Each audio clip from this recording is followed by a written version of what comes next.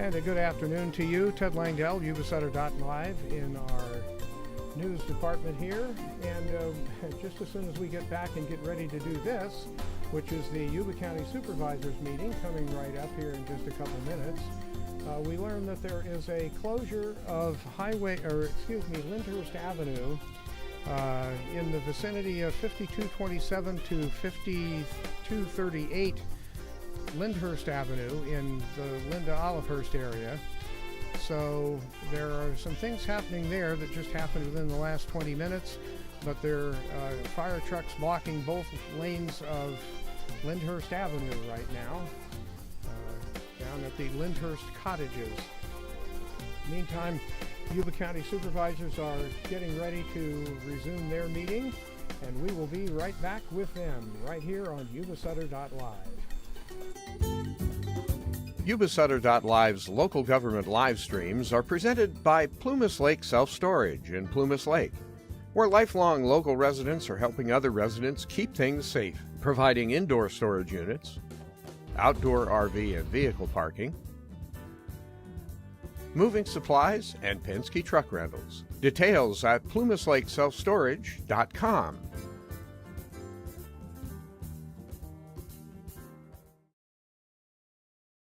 After public communication, so we're going to move on to county departments, starting with item 170, 2025, County Clerk Recorder, Registrar of Voters, authorized budget adjustment request, increasing appropriation for election services related to the 2024 presidential election and HAVA polling place accessibility training.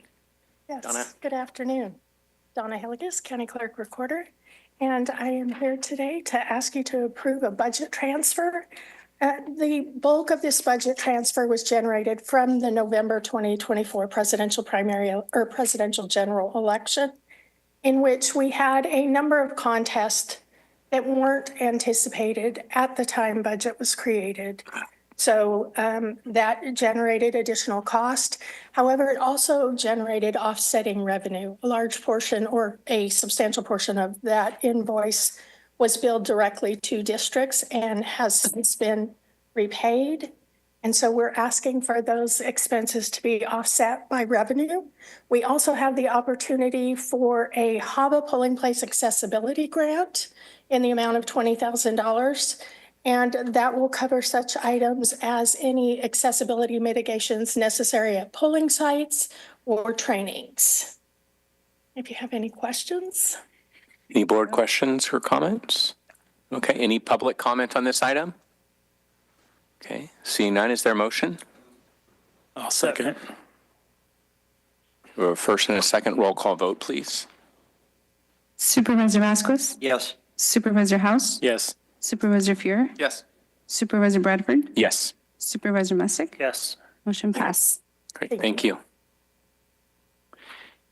Next up is item 168, Sheriff Coroner, approve service agreement with Pace Scheduler to provide law enforcement scheduling services and authorize chair to execute and approve an associated budget request in the amount of $16,645. Good afternoon, members of the board and chair. Brandon Spear from the Sheriff's Office. I'm here today to seek approval for purchase of the Pace Scheduling application software. This software will enhance workforce management by improving efficiency, ensuring adequate staffing levels, and streamlining scheduling operations. The software application will automatically schedule tasks, reduce administrative workload, ensure compliance with staffing requirements and regulations, provide real-time data for better decision-making, and enhance transparency and accessibility for staff members. Pace Scheduler application will provide comprehensive services to ensure seamless implementation and ongoing support. And these services include software installation, system integration, user training, and technical support. Additionally, the company will offer continuous software updates, cybersecurity protection, and customizable options to meet the specific needs of the Yuba County Sheriff's Office. Thank you. Thank you. Any board questions or comments? Yes, is the captain Spears now? Yes, sir. Congratulations. Thank you. Any public comment on this item? Move to approve. I'll second. We have a first and a second, roll call vote, please. Supervisor Vasquez? Yes. Supervisor House? Yes. Supervisor Fuhrer? Yes. Supervisor Bradford? Yes. Supervisor Messick? Yes. Motion passed. Great. Thank you for your Thank you. time. Okay, next is ordinances and public hearings. Would you please read the intro, Izzy? If you challenge in court the action or decision of the Yuba County Board of Supervisors regarding a zoning, planning, land use, or environmental protection matter made at any hearing described in this notice, you may be limited to raising only those issues you or someone else raised at such hearing or in written correspondence delivered to the Yuba County Board of Supervisors at or prior to such hearing. Public comments will be limited to 3 minutes per individual or group. All right, thank you. We have one item under ordinances and public hearings. It's item 96, County Administrator. Ordinance hold public hearing, waive first reading, and introduce ordinance repealing and reenacting multiple chapters of the Yuba County Consolidated Fee Ordinance Code. Good afternoon, Chair and members of the board. Emily Bakken, Management Analyst with the County Administrator. Annually, the departments are asked to review consolidated fee ordinance to ensure fees charged by departments reflect the true cost of services. The review process has recently been completed with revisions submitted by 8 departments. Those departments include Administrative Services and IT, Agricultural Commissioner, Auditor Controller, Clerk Recorder, Sheriff, Treasurer Tax Collector, and CDSA. The majority of the fee revisions reflect the cost of performing the service or are due to federal guidelines. There were also minor administrative changes to a few fees because the name of the fee has either been updated to better describe the fee or to fix administrative errors. Departments are here today and available to answer any specific questions you may have on their updated fees. In honor of time, in your board packet is a detailed summary of the requested changes, but at this time, on behalf of the departments, I would like to provide you with some highlights of the new fees. The Auditor Controller created a standard report processing fee that are for general non-customized reports, as they did not previously have a fee for this. Treasurer Tax Collector created 3 fees for electronic copies of various tax rolls. Administrative Services added 2 fees. One is to include overtime rates for our armed guard services, and the other is to include armed guard services with less than 48 hours notice. Both fees are per a new contract. CDSA Airport created 6 fees. 2 are regarding hangar space and are now differentiating between personal aviation use and commercial aviation use. 2 are regarding apron staging for emergency use, and 2 are to allow businesses to have an insert on the monument sign. Environmental Health added a total of 26 fees. The vast majority of these fees are to differentiate between land use activities and using department hourly rate. 1 fee is to reduce costs to restaurants who act as commissary. 1 is to reduce costs for trucks operating in multiple counties. 2 are for cottage food operation permits, and 1 is to cover well repairs with inspections in lieu of using the department hourly rate. This concludes the presentation. Staff will return to the board on the April 22nd meeting to present the second reading. If approved, the ordinance will be in effect beginning July 1st, 2025. And at this time, I'd be happy to answer any questions. Thank you. Any questions or comments from the board? Through the chair. Just reviewing, or thank you for your outline there, but reviewing the fee schedule, I know it's necessary cost of business to increase with annual inflators, things like that. But is there any way that other counties have, we continue with the new construction costs going up and inspections going up and inflators going with that, but the general permit fees that affect, people who are re-roofing their houses, doing siding repairs, installing water heaters. Is there any way we can exempt the residents from those general fee increases on inflators every year? Inflation's already doubled the price of all the materials that people are using to repair their homes, so I think it'd be encouraging for them to get permits if they're affordable. And every year it goes up more and more. And I think what we'll do is at some point is just have a lot more people not pulling permits or not caring for their residences. So that's my question for staff. Is there a way to have the general fees that are reflected in here, not so much the new construction or the airport fees? Those are all kind of choices, but the general fee affects the people who are trying to live and maintain their property. If I could, through the chair, and I'll probably pull up Mike to kind of help me with this one, but specific to the community development fees. So community development's fees for services, we're really trying to strike a balance where we're covering the cost for the county to provide the service, right? With making sure the fee is as low as possible. We don't want to, like, for example, Supervisor House, on your re-roof example, we don't want to end up with a situation where we have to use taxpayer dollars to cover the cost of service for something that's really like an individual's service needs. It doesn't really benefit the community as a whole. Or the board, I guess, could reflect on that. It maybe could make a finding that it does, and then we'd use taxpayer dollars to kind of supplement community development so that they could provide those services. So we've definitely been conscious of trying to strike that balance where we keep the fees as low as possible for service, but also cover the cost for those county services. Mike, I'm not sure if you want to add anything to that on the process that community development goes through on these fee updates and the necessity of the escalation of the fee rates. Through the chair, wouldn't that also be considered gift of public funds if we don't pass on those costs? I think it would come down to whether, this is probably more of a council question, but whether or not there could be a finding made that there's a benefit to the community as a whole. You're not just benefiting an individual by use of public funds for the services that are being provided. So I don't have a tremendous amount to add because Kevin summed it up very perfectly. We are fee for service based, but at the same time, in particular on some of the smaller building permits like water heaters and those types of things, we do try to keep them as low as possible so that people will hold the permit and try to strike that balance. And if we were to not charge or waive fees, then there needs to be some sort of backfill or other revenue source to cover the cost of doing the service. Okay. Any additional board question or comment? Okay, any public comment on this item? Okay, seeing none, is there a motion? Move to approve the indicated sections of the code. If I could, through the chair, for today's item, it's to introduce it, and then we'll present it. If it's approved today for introduction, then we'll be back for adoption at the next board meeting. Okay. Okay. Is there a second? I'll second. Okay. I'll second. Roll call vote, please. Supervisor Vasquez, Yes. Supervisor House, Yes. Supervisor Pierre, Yes. Supervisor Bradford, Yes. Supervisor Messick. Yes. Motion passed. Great, thank you. Thank you. Okay, we'll skip the cost accounting hearing as it's for a time certain at 1:30, and we'll move on to correspondence as listed on the agenda, and then board and staff member reports. So Supervisor Vasquez.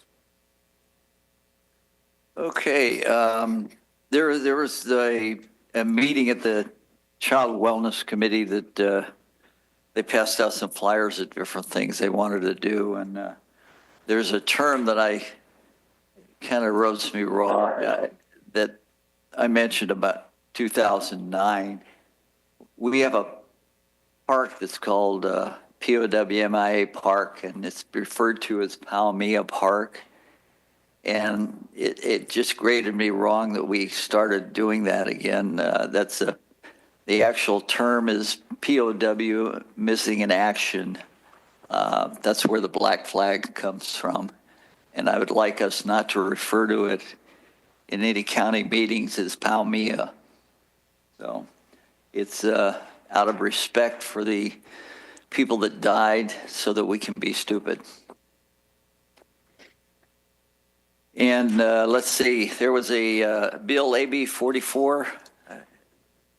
There was Assemblyman Gallagher was at the ceremony today. AB 44 is introduced to us in educational equity, sex segregated school and athletic programs and activities. Existing law requires that a pupil be permitted to participate in sex-segregated school programs and activities, including athletic teams and competitions, and use facilities consistent with the pupil's gender identity. This is a myth. You know, you can call yourself whatever you want, but you can't change the biological facts. Irrespective of the gender listed on the pupil's records, this bill would require a pupil's participation in sex-segregated school programs and activities, including athletic teams and competitions, and use of facilities, including bathrooms, locker rooms, showers, and overnight accommodations instead based on the pupil's sex as defined. And there was a reporter that made a statement, and I happened to had a radio show for 10 years, and I pretty much said the same thing.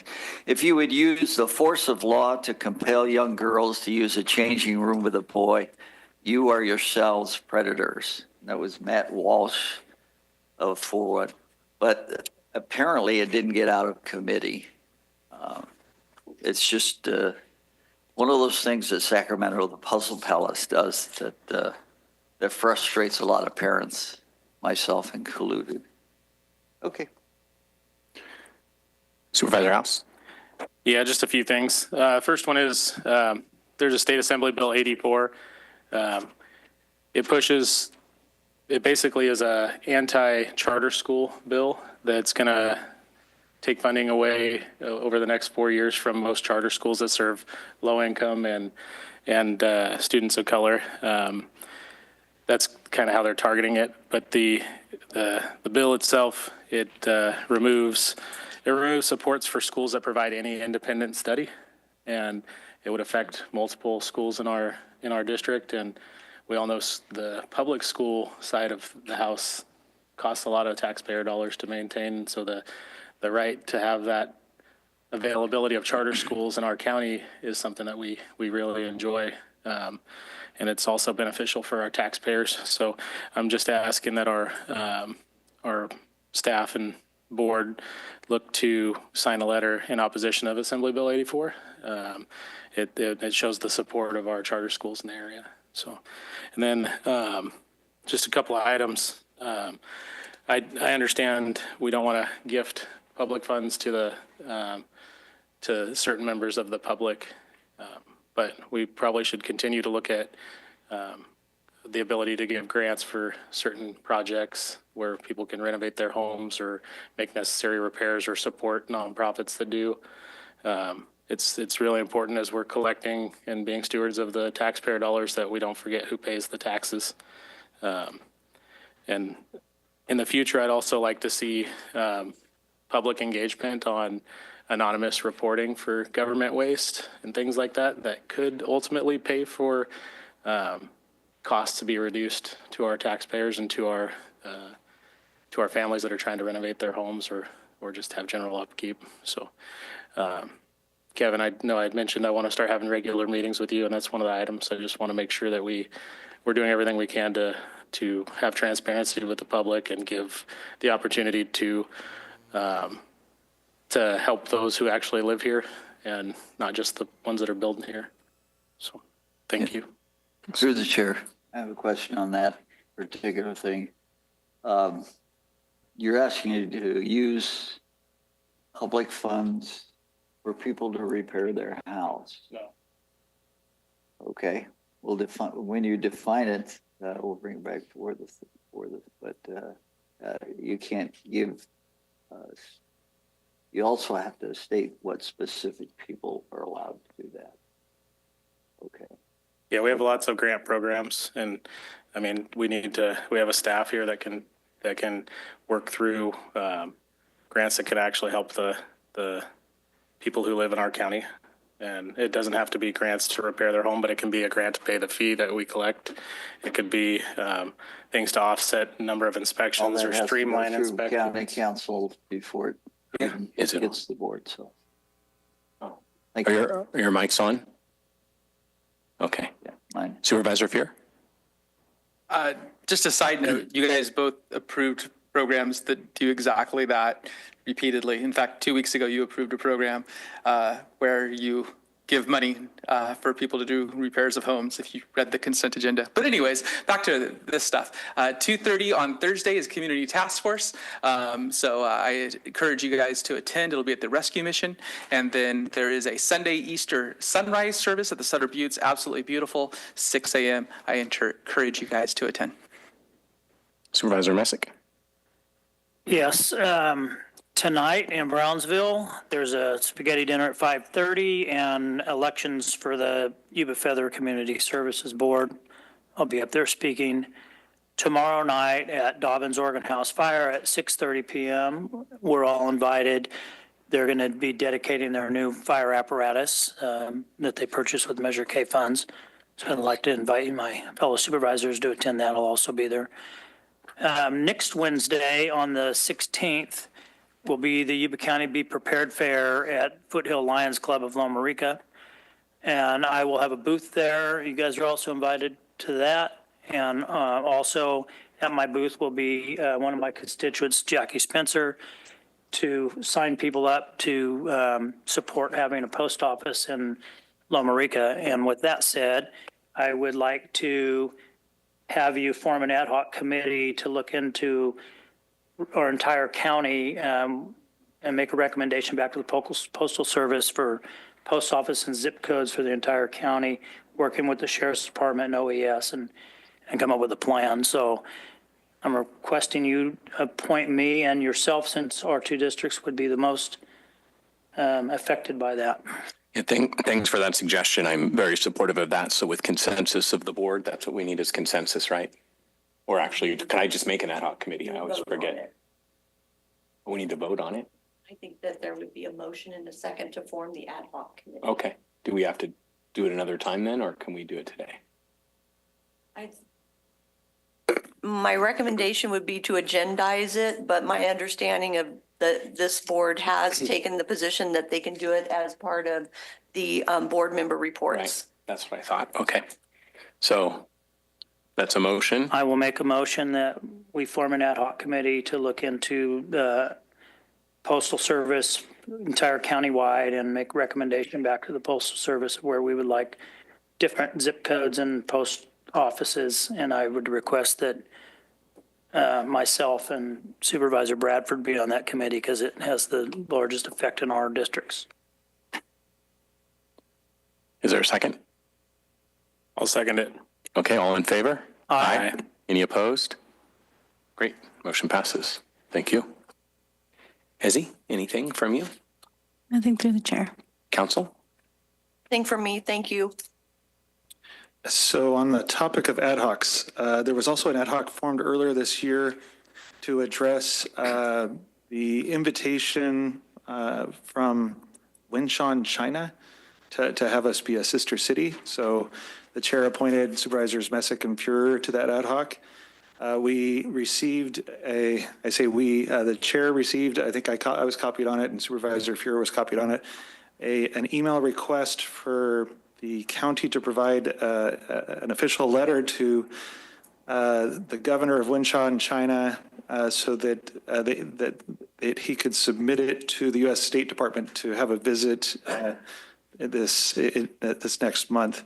And so we had some questions about the request. And so the ad hoc and myself met with Steve Lee, who is here in the U.S., but is somewhat of a facilitator on this particular issue last week. Unfortunately, Supervisor Messick couldn't attend. He was ill, but Supervisor Fuhrer and I met with Mr. Lee and kind of talked through the request a little more so we had a better understanding. I just wanted to kind of report out on that and then get some direction from the board on how to proceed. Mr. Lee said that there's a delegation of 6 folks, that would like to come to the U.S. They have 2 stops of mine. One is in San Jose.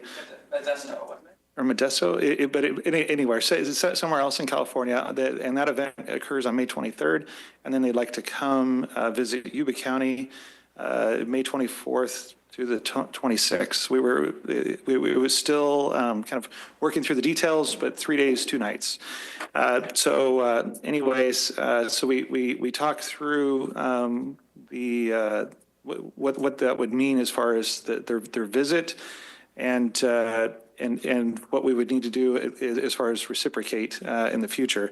And so Mr. Lee made it clear that if we invite them here and talk through establishing a sister city relationship, there would be an expectation that we also go back and visit Winshan, China to kind of continue on that. That would be the polite thing to do. I don't know, Supervisor Fuhrer, if you have anything to add on that, but that was the impression that I got. And then we talked through, I guess, the meaning or the need for this sister city relationship. Mr. Lee said that this could expand our potential trade with Winshan, China in the future. There weren't any specifics I don't think he provided other than maybe ag commodities. But that was somewhat speculative. There wasn't anything concrete on that front, but that was what he was saying could potentially enhance that trade relationship. So, anyways, there's definitely a lot of commitment involved in this. If we host them for 3 days and then also send a delegation to Winshan, China, it seems a little loose on what the benefits are to Yuba County. I'm not sure if Supervisor Fuhrer wants to elaborate on it, but I just wanted to get some direction from the board on how much time and money we want to invest in establishing this sister city relationship before we proceed any further. Yeah, the only two things I would add is they talked about students from our area going and visiting there, being hosted. I think one of the local areas was at Contra Costa, did something similar with a boat in Japan. And so just that opportunity of cultural exchange. And then Winshan is the ancestral homeland of the Hmong population there. And so we had a discussion along those lines. And so that would be the cultural link to Winshan, to Yuba County, is our Hmong population and building that bridge. All right. So kind of back to some policy direction. Through the chair. Isn't there a question of security risks? There's definitely a heightened awareness of Chinese involvement in the U.S., right? And we are host to Beale Air Force Base, and so that's probably something the board should take into consideration. I think that we should wait until we get a check from say LaMalfa and what their investigation shows. So I would just say, I think Supervisor Vasquez brings up some good points about, potential tensions between our nations. But I think, you've brought up really good points about resources and, both financial and staffing resources. And it's more than just hosting them. So, and certainly there's some concerns about that I have. So I would probably hold off given all those concerns. That's my input. Thank you. If there's consensus on the board on how you'd like us to proceed, one way we could go is have the board, direct myself to draft a letter to have the chair sign that is kind of a thank you for the offer, but at this time we're no thank you. Something to that effect. Yes. If that's something the board would like us to do, then I'm more than happy to put that letter together. That's a prudent way of doing things. It's not like we aren't adversarial with China. Yeah, I think if it was under different circumstances with a different country and different political environment too, it'd be easier to consider.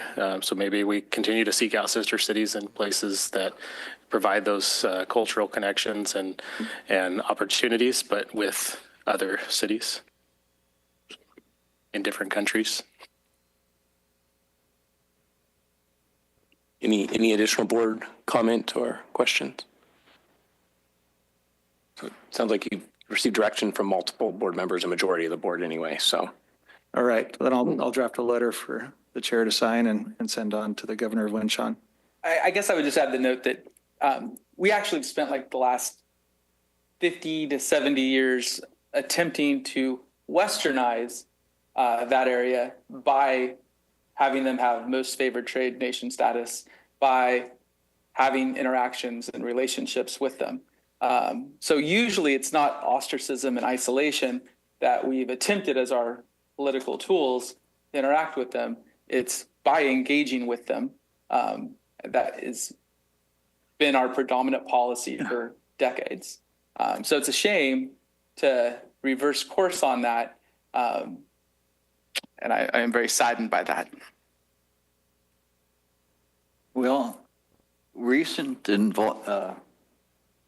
investigations have questioned the legitimacy of some of the trade representatives as to what they're actually representing. So till we satisfy that, we will, I think, hold off would be a good idea. Thank you.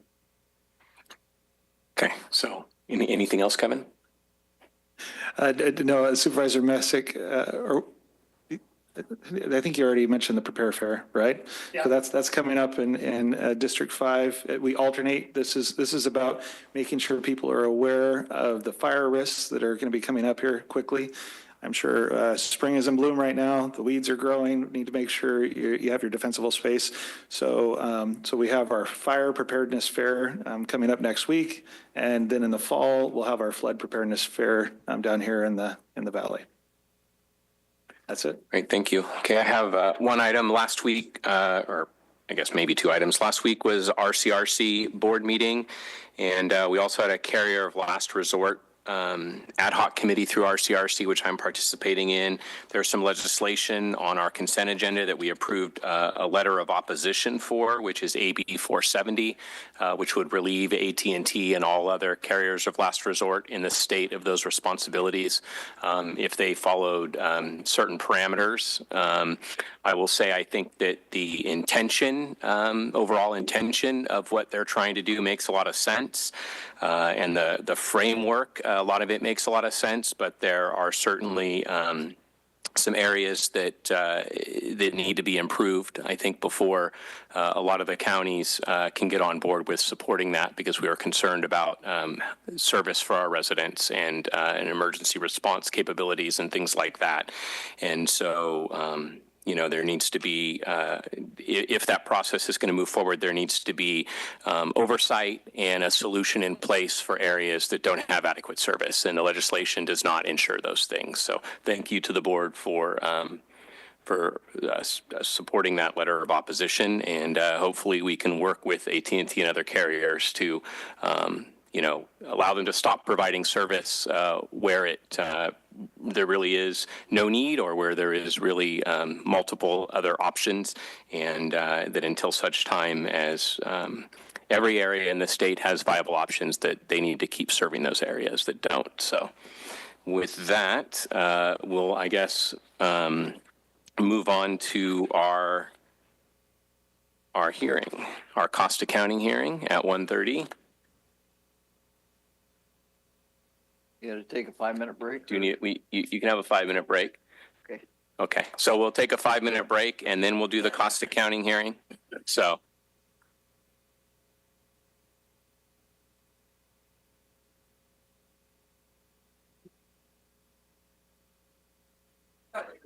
His argument is right.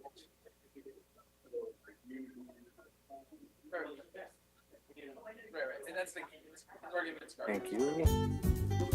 Yuba-Sutter.LIVE's local government live streams are presented by Plumas Lake Self-Storage in Plumas Lake, where lifelong local residents are helping other residents keep things safe, providing indoor storage units, outdoor RV and vehicle parking, moving supplies, and Penske truck rentals. Details at plumaslakeselfstorage.com.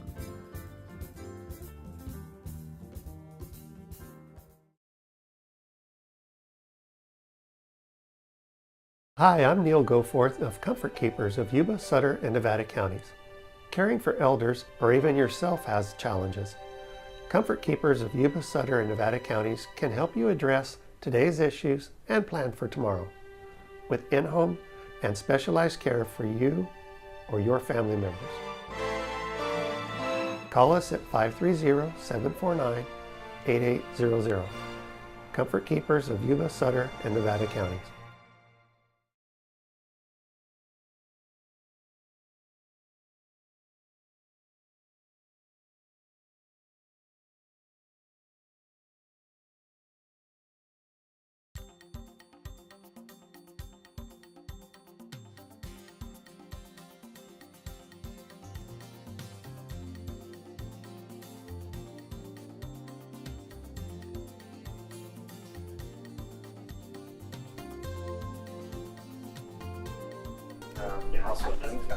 Good afternoon, Ted Langdell, Yuba-Sutter.LIVE, and we are waiting for the cost accounting hearing that should be coming up here in just a few minutes.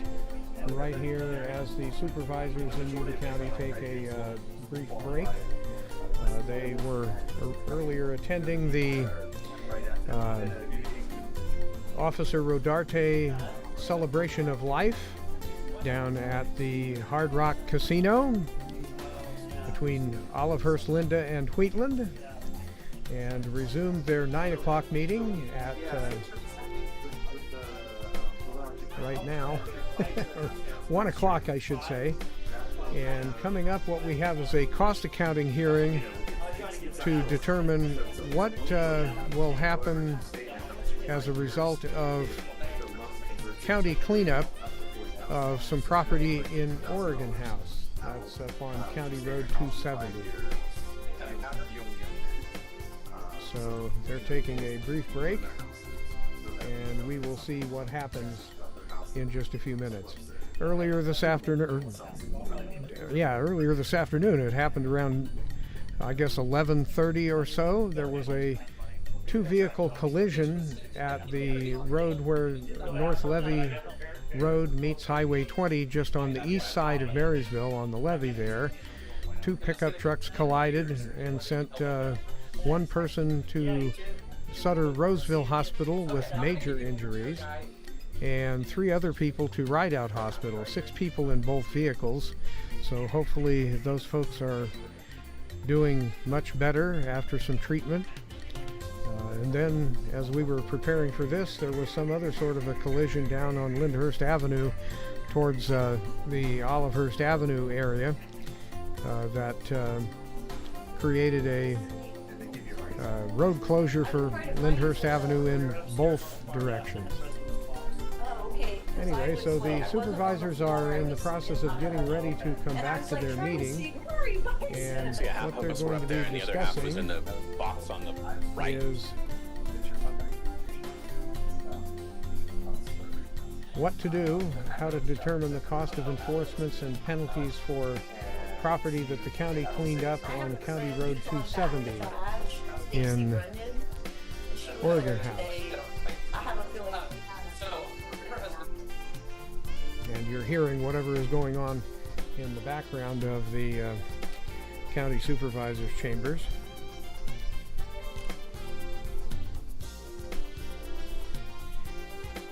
You are watching Yuba-Sutter.LIVE. We are Yuba-Sutter's version of C-SPAN and cable channel 5. We're going to go ahead and resume the meeting.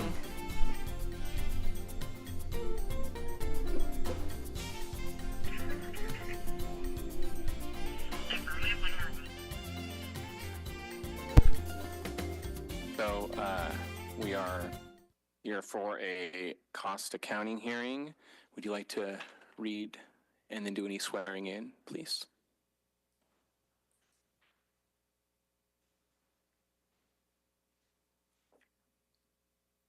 Thanks, Ezzy. The party to a hearing before the Yuba County Board of Supervisors seeks to challenge in court a decision of the board pursuant to County Code Ordinance 1.16.070 and California Code of Civil Procedures 1094.6. Any application for jurisdictional review of such decision must be filed in the appropriate court no later than the 90th day following the date on which the board decision was made. And do we have anybody here to be sworn in?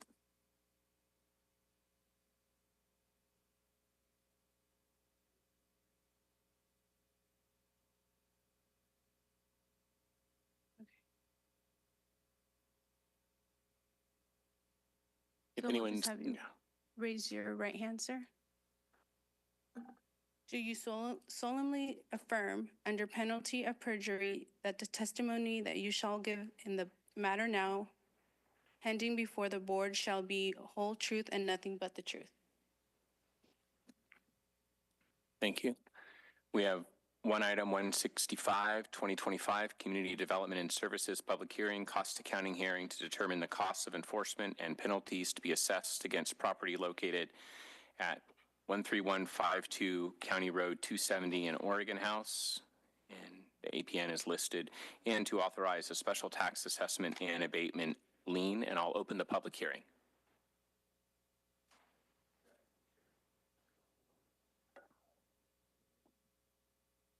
Here to present item 165, 2025, which is a cost accounting hearing for the property that you mentioned, 13152 County Road 270 in Oregon House. APN 044-110-013. So this is not an appeal hearing regarding a public nuisance because an appeal was not timely filed. That determination is final, and any considerations for regarding a public nuisance cannot be considered at this time. I have prepared a PowerPoint presentation which illustrates the conditions and the violations of the Yuba County Ordinance Code, and is in no way intended to raise any questions regarding a public nuisance. Therefore, your decisions today is limited to the following three things: if the cost accounting is accurate and reasonable, if the enforcement cost should be recorded as a property tax, special tax assessment on the property tax bill, and third, if an abatement lien with all costs should be recorded with the county recorder. Please accept my written staff report as a portion of my testimony, as I believe it contains information important for you to make your decisions today. Some of the discretionary factors we'd like you to consider is the danger to public health, safety, and welfare, the culpability, willfulness, the effects of the violations on the surrounding community, the length of time the violations existed, reasonableness to correct the actions or corrective actions, recidivism, and the credibility of testimony. So the property details, it's a 15.5 acre property located in District 5, and it was purchased in 2020.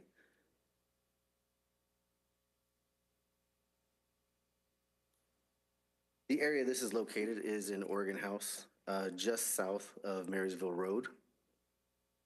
A little bit closer satellite image of the property itself shows a few unpermitted structures. And if you notice the date, which I'll see if I can move this out of the way, this satellite image was taken the same month as the notice and order was issued, just about 2.5 weeks prior.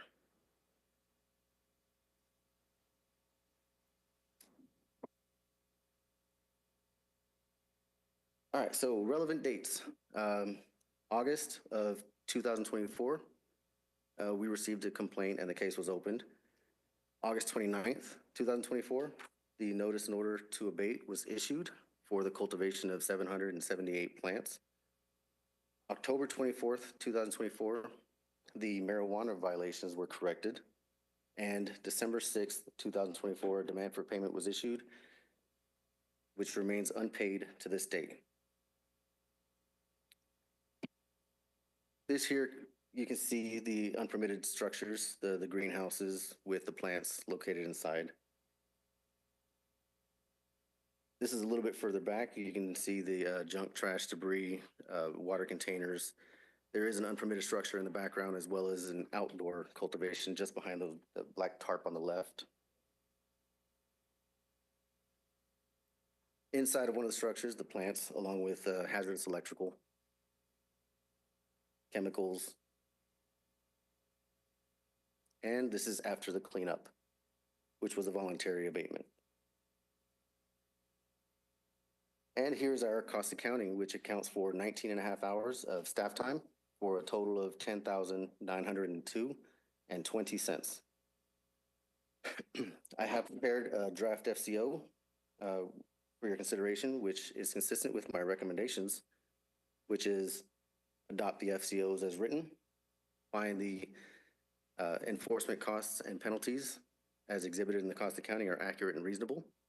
Order that the enforcement costs in the amount of $8,902.20 be placed as a special tax assessment. And finally, order that the enforcement costs and penalties in the amount of $10,902.20 be recorded as an abatement lien with the county recorder. This concludes my presentation. Pending any questions? Can you go back to this one slide? Never mind, you just brought it right up. There was a reduction of the administrative penalties for $9,800. Why was that? Well, for a further explanation, I can have Officer Tracy Clark come up, but she was working with the tenant and cultivator who worked diligently to correct the violations very quickly by himself. So if you'd like any further explanation, I can have her come up. Okay, kind of curious as why.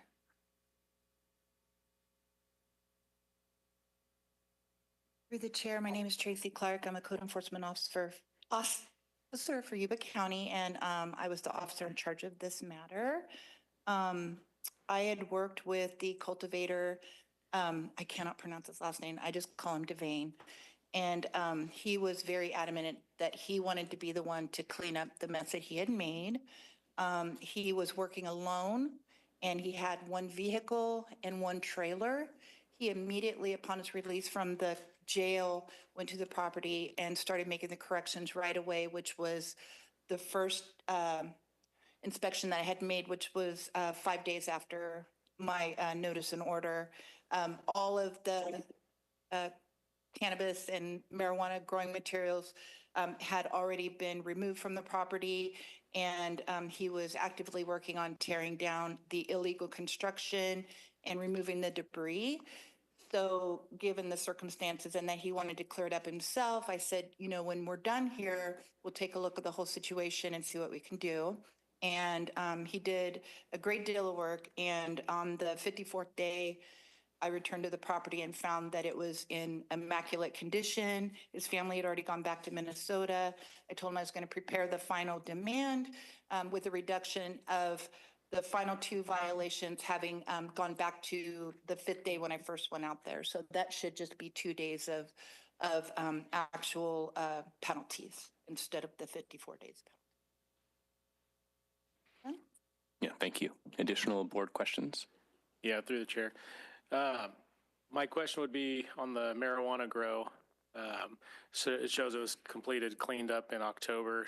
Does that coincide with like harvest? Did they harvest and get rid of their product, or did we destroy it? Through the chair, it was harvested by law enforcement officers on the day of our warrant service. Is that what they call it? Harvesting by law officers.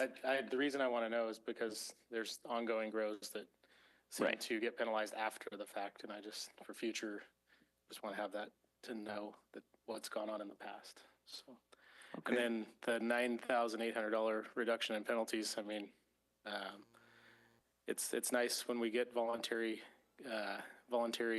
services from the landowners to clean it up, but it's still a drag on our community, poisoning our waters, and they get a gift of government funds. No, that's not a gift of government funds, but they get a reduction as other people are paying penalties, and just a lot to consider. Thank you. Can we go back to the favorite page? But before there's any motion or anything, I just want to make sure if he wishes to speak, the tenant has an opportunity. Did you want to say anything, sir?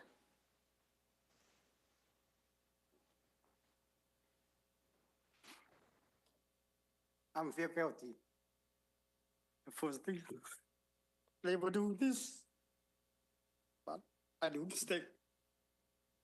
I made my landlord problem. I have the responsible for it. Whatever I have money, but not enough to pay. But I want the payment wherever I can to pay. Right now, I'm in Minnesota. I'm trying looking the place to live. If I have no credit, how can I rent apartment? That's why I come here. I don't want to give my landlord a trouble because they give me a leave how to live already. I don't want to get a trouble. All right. In the future, I'm not gonna do this no more. That's all I can say. I come here and pay the bill. If I can payment wherever, I do it. Thank you. Thank you. So I would just like to commend all parties involved. I commend Tracy for washing away $9,800. I commend the gentleman for what he just said. So everything, it looks to me, is working really well. I assume we can make clear that this lien is not something that's getting enforced immediately, and he's not being foreclosed on, and it's something that just attaches to the property, correct? Through the chair, I've just had some communication issues with the cultivator. He feels responsible to pay that. I tried to explain to him how this would be a lien on the property and he could make payments. Talk to her, make all the payments you want to her after. Perfect. My understanding is the house is in escrow. We've been contacted by a title company and they asked for the final demand, and I think that's on hold until this is figured out. The property owner also just does not seem to understand. Yeah. So, I mean, it's going to be part of the escrow. They're going to pay the $10,000 or whatever we end up deciding today, but he can then still retroactively make those payments as he deems honorable, and it's his responsibility that he wants to do. So I want to commend everybody. Right. Obviously, you guys all handled this really well. Thank you. All right. I'd like to make a motion that we adopt finding of fact, conclusion of law and orders written, find the enforcement costs. Huh? Is that okay? Yes. Okay. Enforcement costs, penalties exhibited in the cost accounting are accurate and reasonable, or the enforcement costs in the amount of $8,902.20 be placed as a special tax assessment on the property tax roll. Order that the enforcement costs and penalties in the amount of $10,902.20 be recorded as an abatement lien. And hopefully we won't have this problem again, but thank you for crediting the fees with willful compliance. Thank you. Okay. Is there a second? I'll second. Okay, I'll close the hearing and ask for a roll call vote. Supervisor Vasquez? Yes. Supervisor House? Yes. Supervisor Fuhr? Yes. Supervisor Bradford? Yes. Supervisor Messick? Yes. Motion pass. Great. Thank you. So that's it for the open portion of the meeting. We have a closed session as listed on the agenda, and we will be closing the meeting today in memory of Officer Rodarte. So. Okay. Could I stick something in? I forgot it. Board comments. Sure. I'm trying something new as different departments. I'm trying to find out what the public reaction is to the attitude and the services available in different departments. And I did the library, and they submitted and I think that it would be nice if each supervisor picked up a department and got a list, because this is a list of, the Perez family. They came in Friday and wanted to say thank you for all the programs they had in the past, and they believe the story time program and the summer reading. But these are things that we actually don't bring forward during our meetings, that the staff behind the scene does, and we don't really say thank you often enough to us. And I just like to say thank you for the library for doing all these things for the people. I'm going to start doing it for every department. Great. Thank you. I assume we don't need any break. We'll just have one item in closed session, so we'll go do it.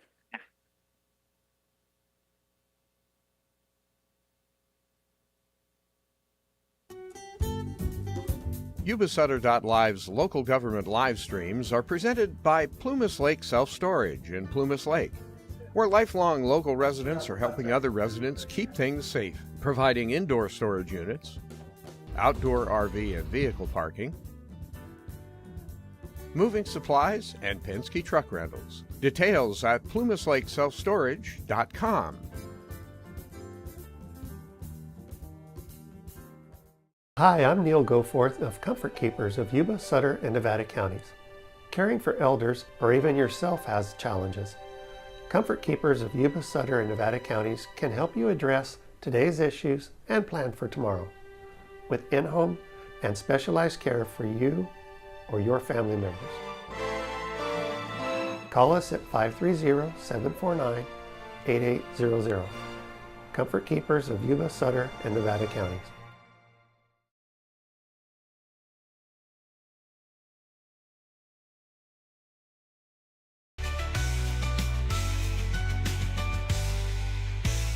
Yuba-Sutter.LIVE. It's the truth that comes through.